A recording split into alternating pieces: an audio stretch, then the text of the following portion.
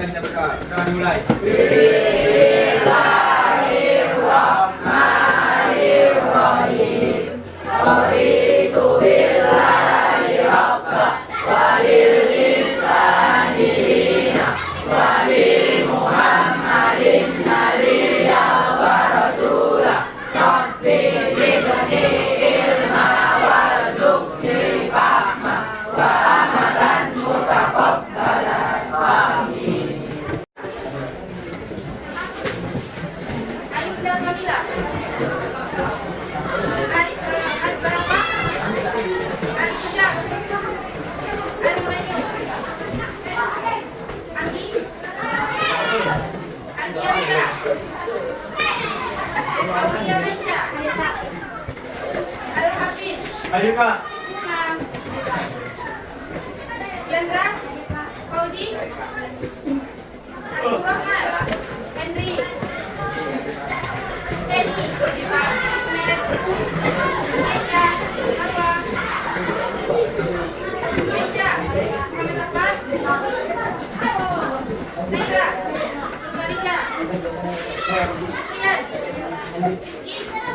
Rizky Wijaya. Rizky Aditya. Aiko. Tadi ada tanda baik. Buka ada tandamu. Mana? Iya.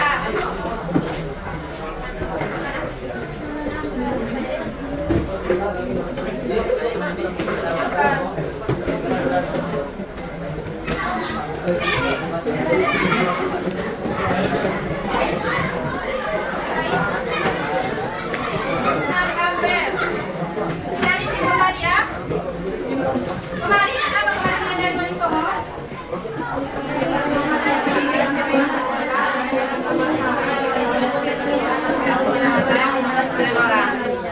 Sembilan orang. Kemudian Wali Songo ada 9. Yang kita bahas masih 2 kan? 9 klasik sama 9. Oke, dengarkan dulu ya ini videonya. Sambil kakak skip nanti kita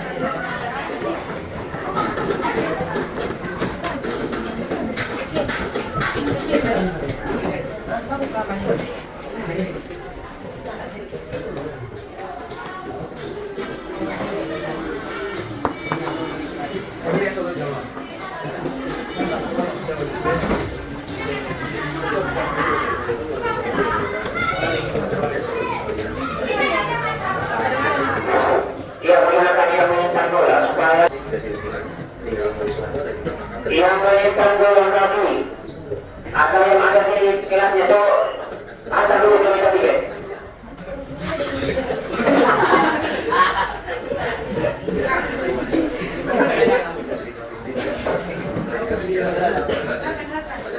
Silakan bertanya.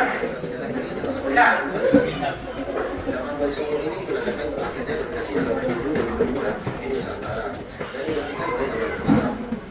Banyak tokoh lain yang berperan dalam penyebaran agama Islam di Nusantara, khususnya Pulau Jawa. Namun Wali Songo sudah dianggap sebagai simbolnya, karena mereka memiliki andil yang besar dalam penyebaran Islam hingga berhasil berdirinya sejumlah kerajaan Islam di Pulau Jawa.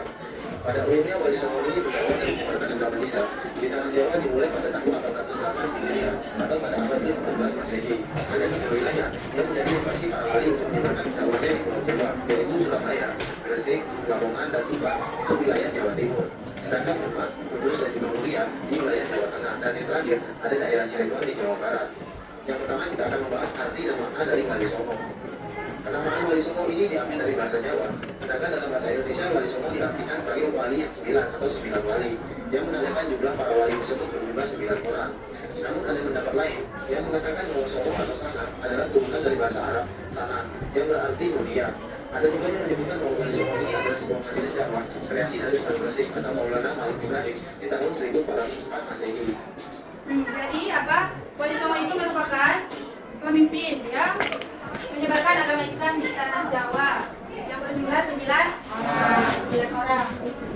Dalam perkembangan Wali Songo ini tak hanya berdakwah saja, Wali Songo juga memberikan dakwah bagi budaya baru yang ada di masyarakat Jawa, seperti kesehatan, pengelolaan alam, perdagangan, kebudayaan, seni, masyarakatan, juga pemerintahan.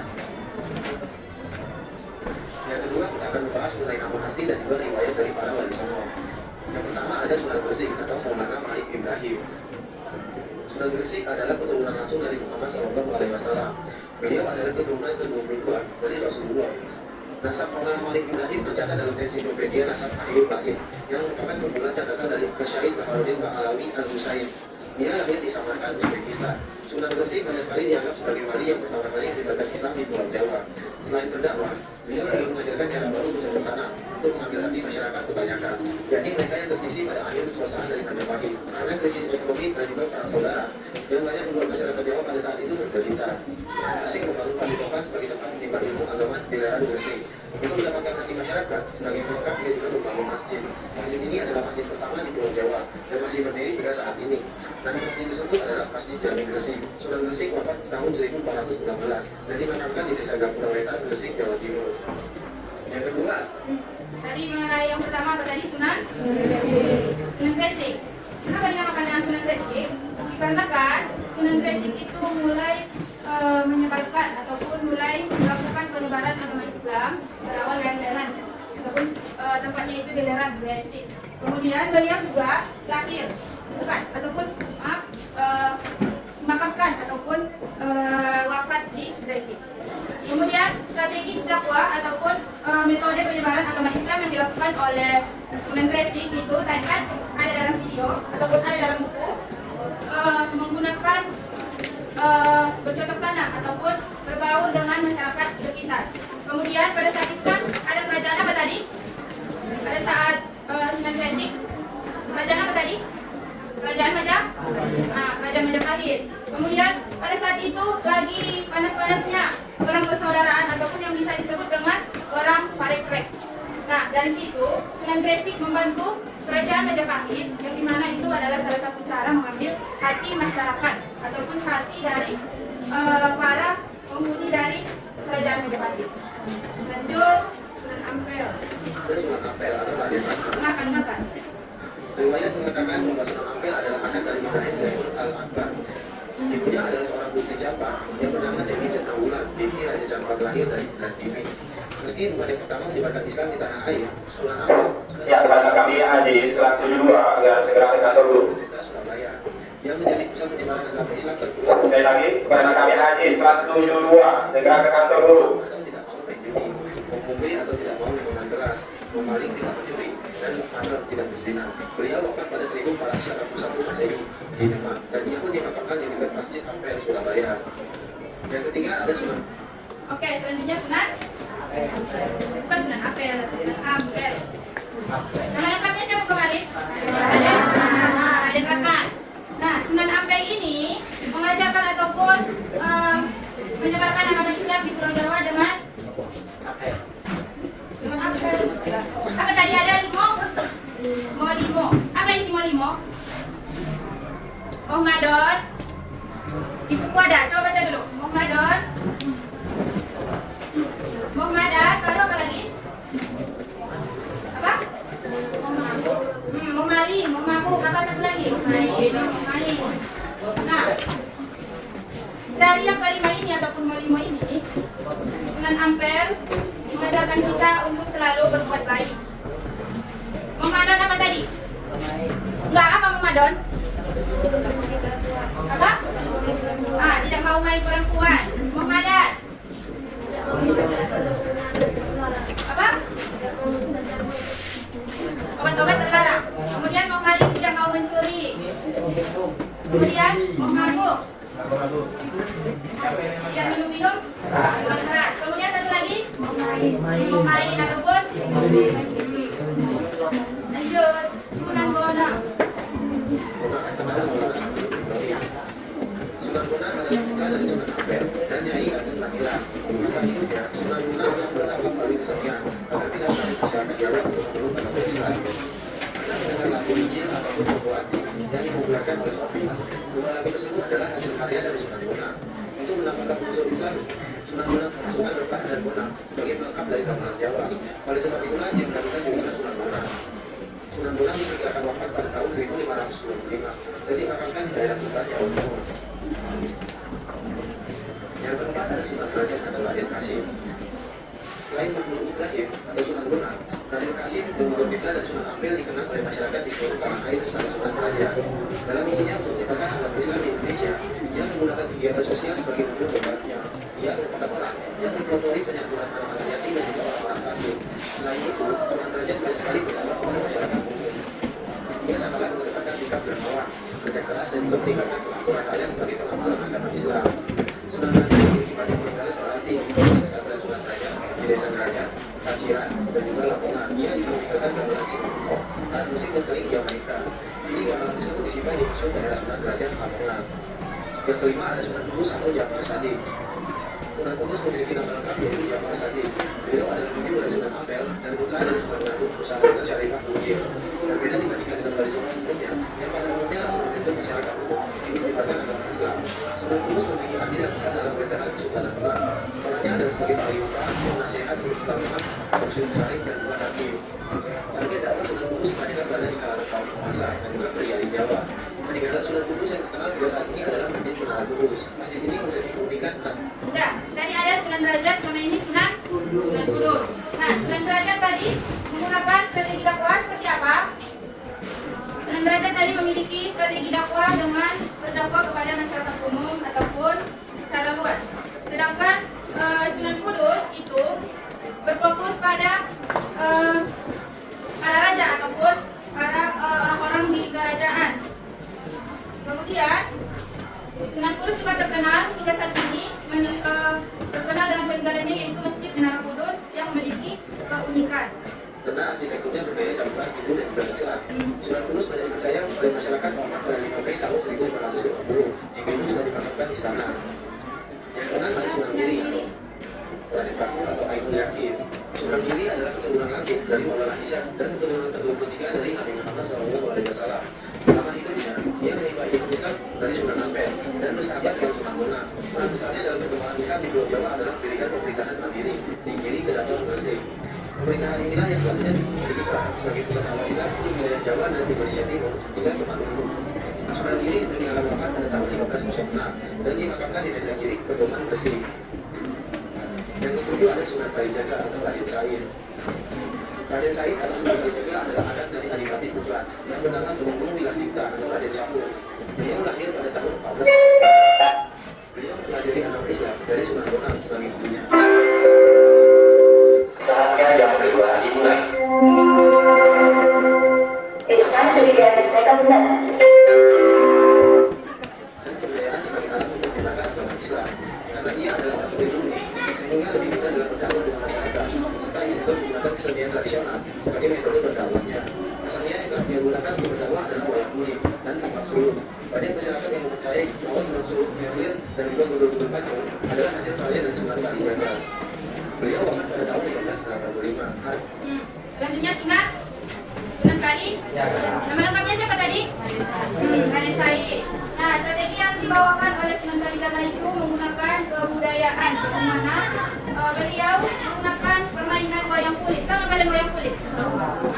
Nah, Sunan Kalijaga itu menggunakan wayang kulit yang mana menggunakan cerita-cerita Islam. Tahu nggak kalian cerita Mahabharata? Yang dari Indian itu kan Mahabharata. Nah, tokoh-tokohnya itu diganti dengan tokoh-tokoh Islam. Nah, dari permainan wayang kulit ini, dari situlah Sunan Kalijaga menyebarkan agama Islam di Pulau Jawa. Ya, selanjutnya. Beliau memiliki umur yang panjang, yakni 131 tahun. Ia dimakamkan di kelahiran Kota Demak, Jawa Tengah. Yang kedelapan ada Sunan Muria atau Raden Said. Raden Said atau Sunan Muria adalah anak dari Sunan Kalijaga dan juga Dewi Sara. Nama Muria diperkirakan oleh masyarakat sekitar Pulau Kudus berasal dari nama gunung, yaitu Gunung Muria. Gunung Muria itulah tempat di mana kini Sunan Muria dimakamkan. Gaya dakwah Sunan Muria ini pada umumnya mengambil metode yang digunakan oleh ayahnya, yaitu Sunan Kalijaga. Jadi menggunakan kesenian. Namun, Sunan Muria lebih sering tinggal jauh dari ibu kota dan tinggal di daerah terpencil untuk menyebarkan agama Islam. Ia juga dulu mengajarkan cara bercocok tanam, jual beli dan melaut kepada rakyat jelata. Sunan Muria diperkirakan wafat pada tahun 1550 dan dimakamkan di daerah Muria, Jawa Tengah. Yang kesembilan ada Sunan Gunung Jati atau Syarif Hidayatullah. Syarif Hidayatullah adalah anak dari Kalijaga Santa. Sebelum itu tadi Sunan apa? Sunan Muria. Nah, Sunan Muria itu ayahnya adalah Sunan Kalijaga. Nah, strategi yang dibawakan oleh Sunan Muria itu hampir sama ataupun sama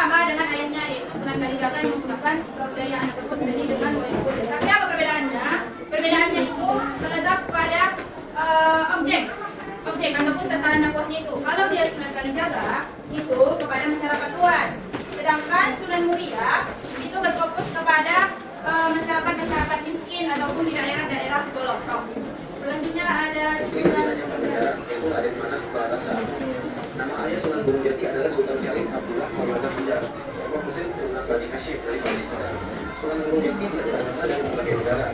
Sejak usia 14 tahun, dia sudah beragama dari para ulama di Mesir. Sunan Gunung adalah satu-satunya wali yang menjadi kepala pemerintahan. Dia mendirikan Kesultanan Cirebon atau dikenal dengan Kesultanan Pakuwati dengan restu dari para ulama lainnya. Sebelum itu pemimpin Kesultanan bin Demak. Dia memanfaatkan posisinya untuk menyebarkan agama Islam dari pesisir Cirebon hingga ke pedalaman Pasundan. Di usia ke-89 tahun, Sunan Gunung Jati mengundurkan diri dari pemerintahan agar lebih fokus untuk berdakwah. Tahun kekuasaan itu disertai oleh Pangeran Pasarea. Dia meninggal di tahun 1564 pada usia ke-120 tahun, menyebabkan di Gunung Sepuh Gunung Jati. Demikianlah materi tentang kisah dan cerita sejarah dari Wali Songo beserta dengan pikiran dan juga peninggalannya. Semoga informasi ini bisa bermanfaat. Jangan lupa berikan like dan share ya agar bermanfaat juga bagi orang lain. Sampai jumpa di pembahasan. Wali Songo, ada 9 dari kain pertama siapa? Iya.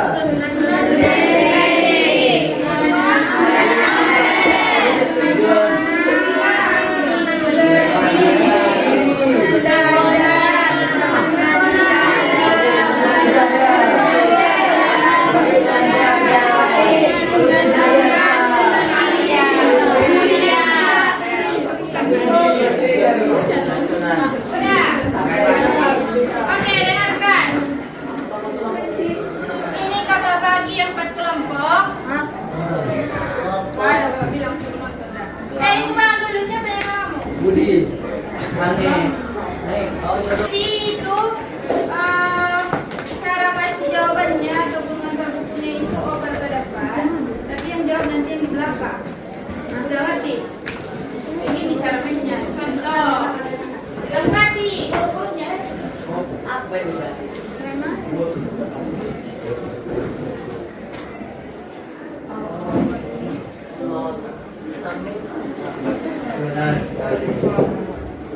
Nah, dari yang di belakang itu, kalau udah dijawab paling cepat dia.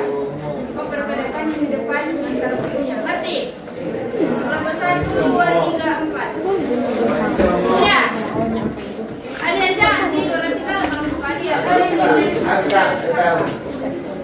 Wali Songo. Wali Songo.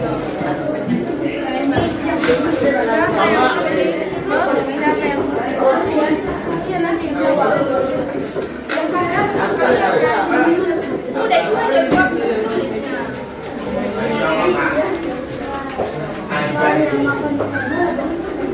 Udah jawabannya itu ada di buku teko.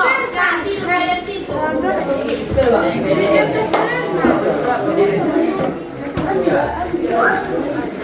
tahu. Dari belakang ya. Jawabnya kalau udah cepat biar orang itu cepat opernya ke depan. Udah. Nah, pokoknya pembahasan kita itu dengan Wali Songo.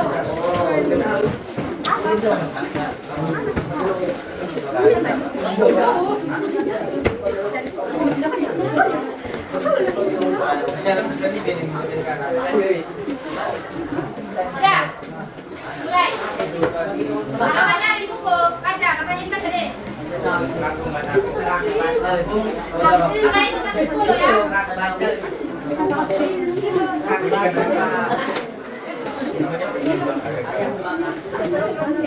Satu. Dua. Tiga. Atau mau senyum Makanya banding.